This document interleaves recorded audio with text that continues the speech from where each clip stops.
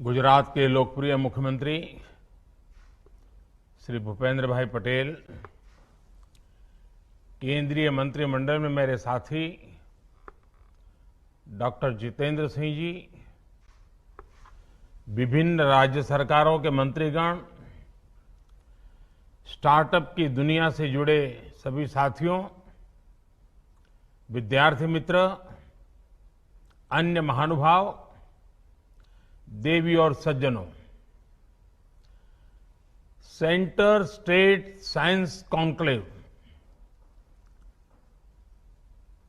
इस महत्वपूर्ण समारोह में मैं आप सबका स्वागत भी करता हूं, अभिनंदन भी करता हूं।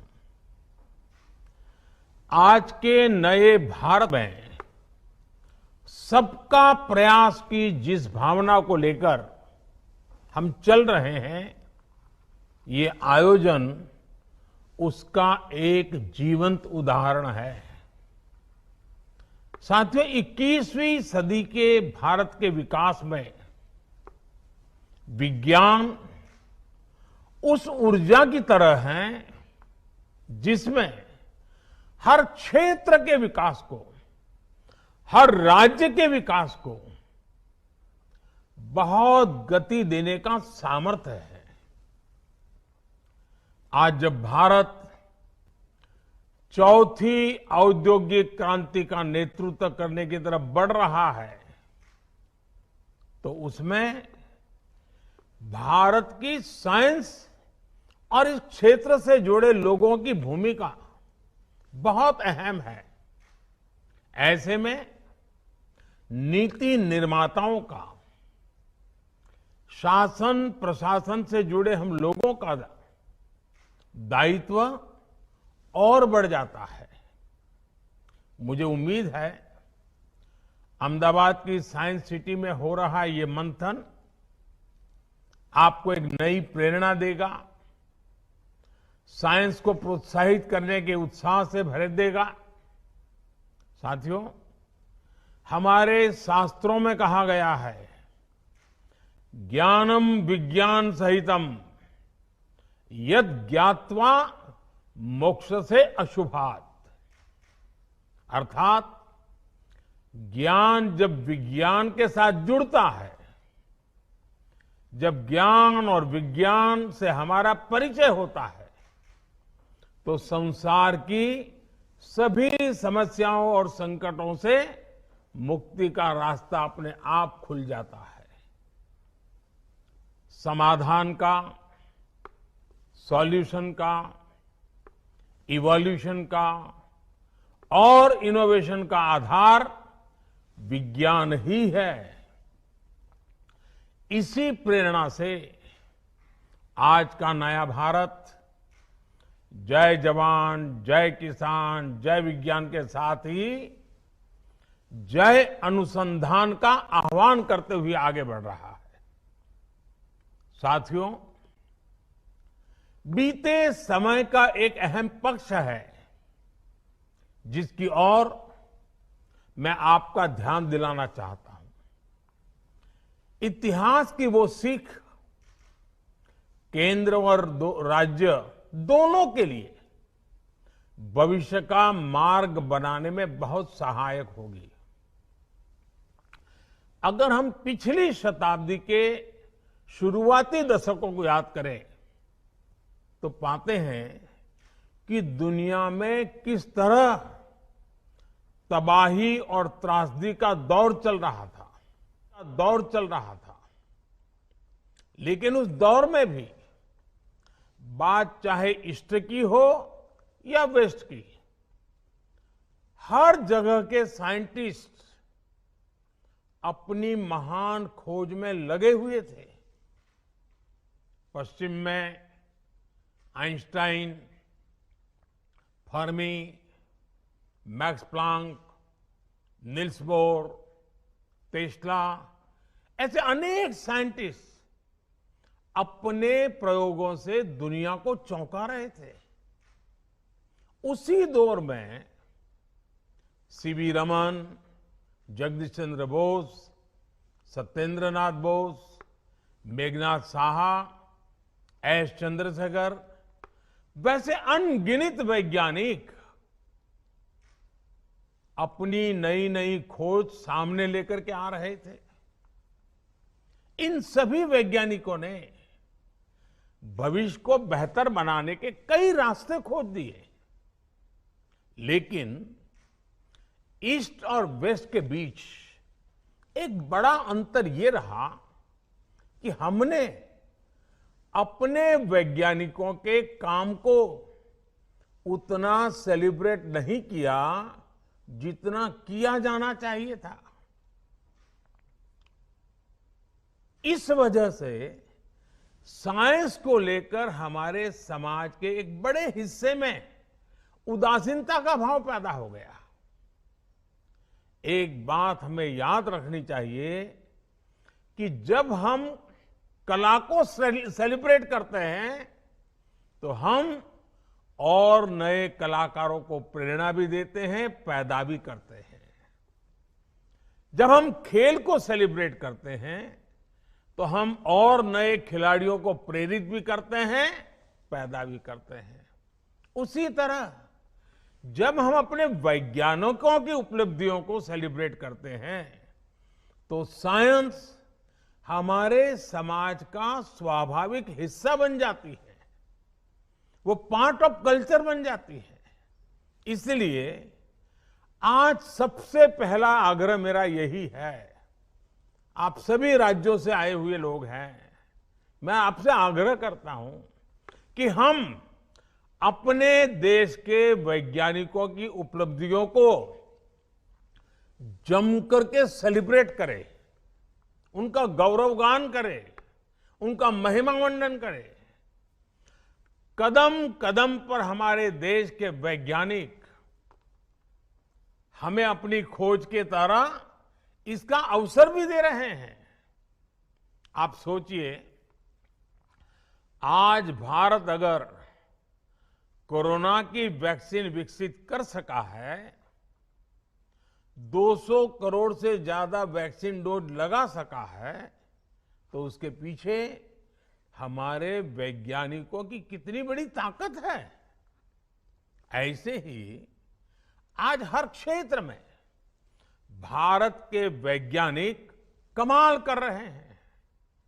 भारत के वैज्ञानिकों की हर छोटी बड़ी उपलब्धि को सेलिब्रेट करने से देश में साइंस के प्रति जो रुझान पैदा होगा, वह इस अमृत काल में हमारी बहुत मदद करेगा।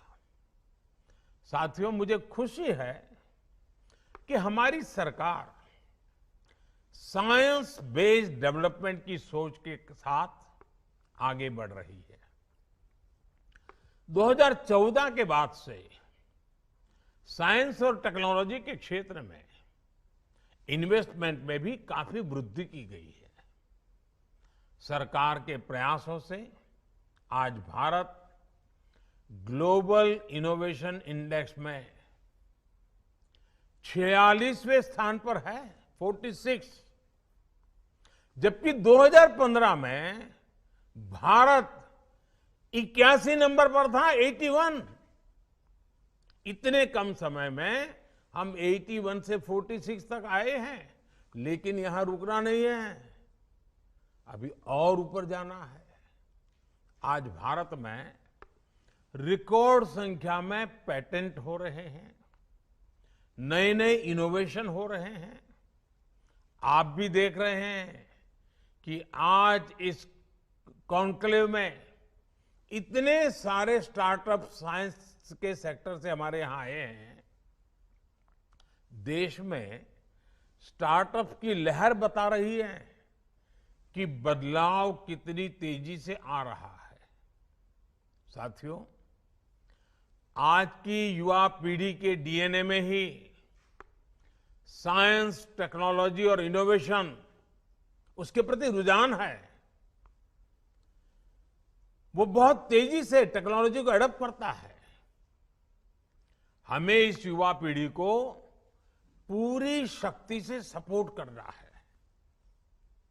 आज के नए भारत में युवा पीढ़ी के लिए रिसर्च और इनोवेशन के क्षेत्र में नए सेक्टर बन रहे हैं, नए सेक्टर खुल रहे हैं।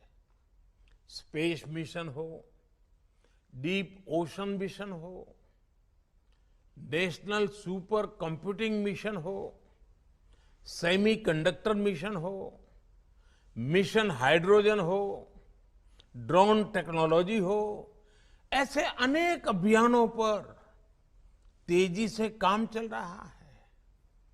नई नेशनल एजुकेशन पॉलिसी में इस बात पर खास जोर दिया गया है कि विद्यार्थी को उसकी मातृभाषा में साइंस और टेक्नोलॉजी की शिक्षा उपलब्ध हो सके।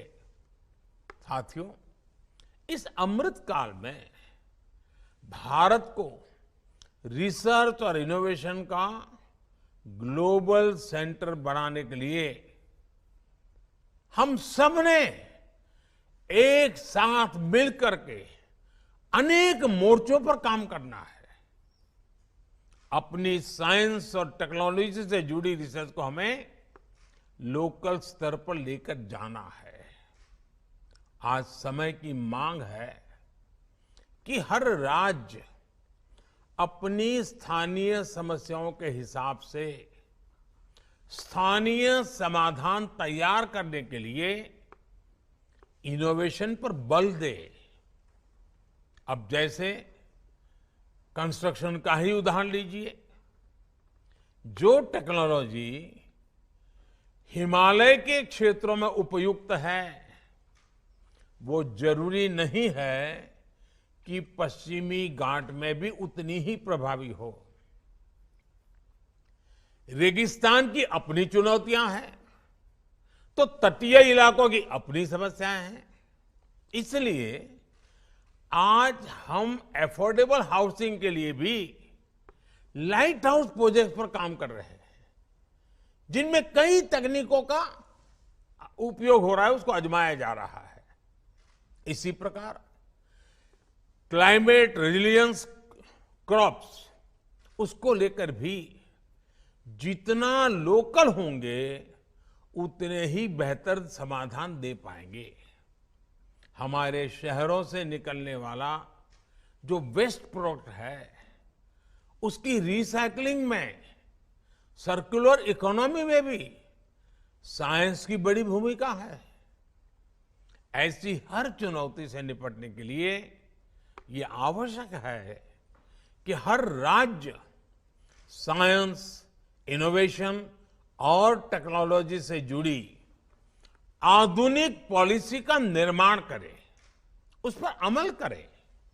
साथियों, सरकार के तौर पर हमें अपने साइंटिस्ट के साथ ज्यादा से ज्यादा कोऑपरेट और कोलैबोरेट करना होगा।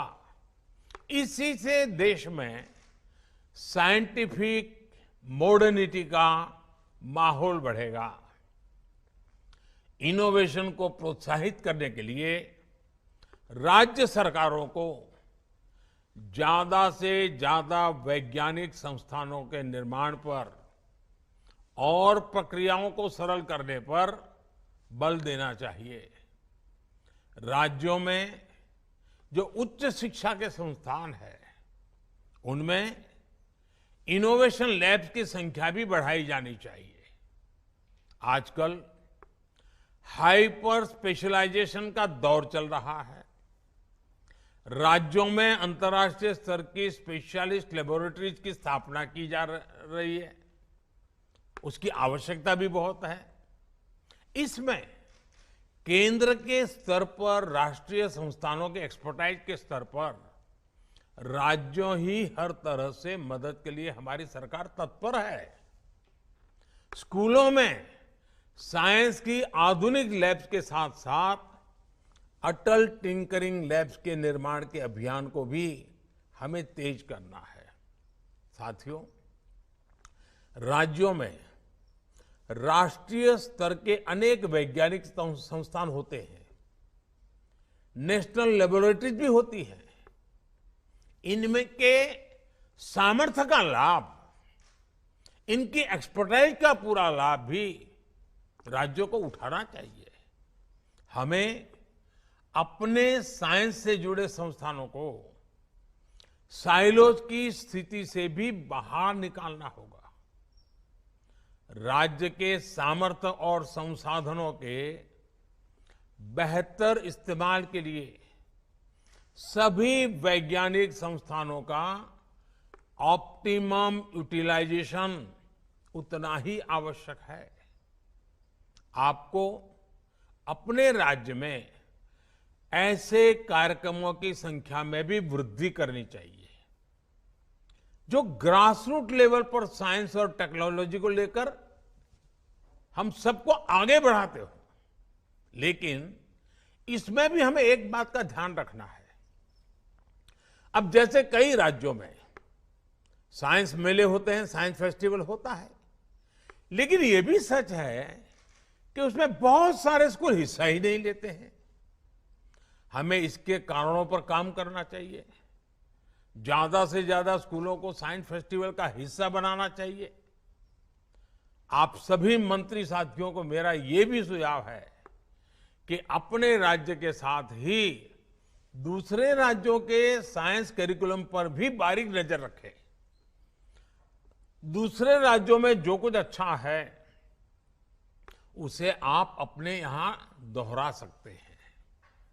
देश में साइंस को बढ़ावा देने के लिए हर राज्य में साइंस और टेक्नोलॉजी से जुड़े इंफ्रास्ट्रक्चर का निर्माण भी उतना ही आवश्यक है। साथियों, भारत का रिसर्च और इनोवेशन इकोसिस्टम दुनिया में श्रेष्ठ हो, अमृत काल में हमें इसके लिए पूरी ईमानदारी के साथ जुटना है। इस दिशा में ये कॉन्क्लेव सार्थक और समयबद्ध समाधानों के साथ सामने आएगी। इसी शुभकामना के साथ आप सभी का बहुत बहुत अभिनंदन करता हूं और मुझे विश्वास है कि आपके इस मंथन से विज्ञान की गति प्रगति में नए आयाम जुड़ेंगे, नए संकल्प जुड़ेंगे और हम सब मिलकर के आने वाले दिनों में जो हमारे सामने अवसर है उस अवसर को गंवाने नहीं देंगे। किसी भी हालत में अवसर जाना नहीं चाहिए। बड़े मूल्यवान 25 साल हमारे पास है। ये 25 साल हैं जो विश्व में भारत की एक नई पहचान, नई ताकत, नया सामर्थ्य के साथ भारत को खड़ा कर देगा। और इसलिए साथियों, आपका ये समय सच्चे अर्थ में आपके राज्य के विज्ञान और टेक्नोलॉजी के क्षेत्र में बल देने वाला बनना चाहिए। मुझे विश्वास है आप इस मंथन से वो अमृत निकाल के जाएंगे जो अमृत आपके अपने अपने राज्य में अनेक नए अनुसंधानों के साथ देश की प्रगति में जुड़ेगा। बहुत बहुत शुभकामनाएं, बहुत बहुत धन्यवाद।